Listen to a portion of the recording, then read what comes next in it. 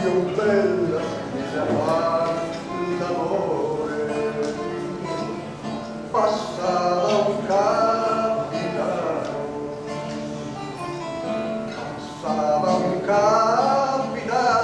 che cosa c'ha? Cecilia, che cosa c'ha? Cecilia che mi sospira al cuore.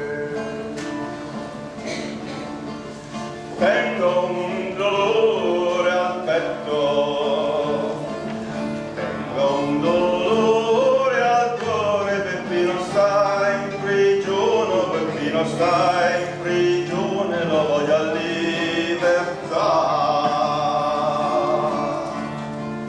Senti Cecilia cara, Cecilia del mio cuore, seguirai il tuo amore, seguirai il tuo amore, io non libertà.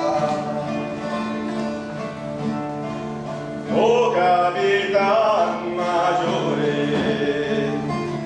oh capitan maggiore, aspetta un momentino,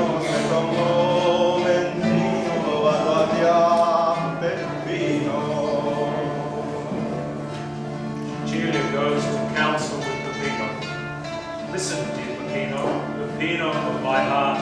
If I speak with him, he will set you free. Listen, Cecilia dear, Cecilia of my heart. Safeguard your love, protect your honour. Do not be concerned about me.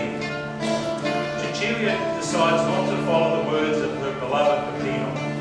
She goes to the Major and tells him, prepare a nice bed and let's have a rest in it. Around midnight, Cecilia begins to sigh. What troubles you, Cecilia? Why are you panting so?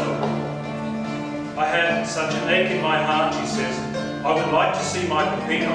I would like to see my love. I want to see him free. The Major says to her, dear Cecilia, Cecilia of my heart, go to the balcony and you'll see Peppino.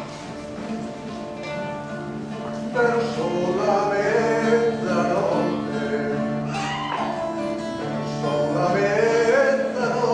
Cecilia sospirava, che cosa c'hai? Cecilia che mi sospira al cuore. Tengo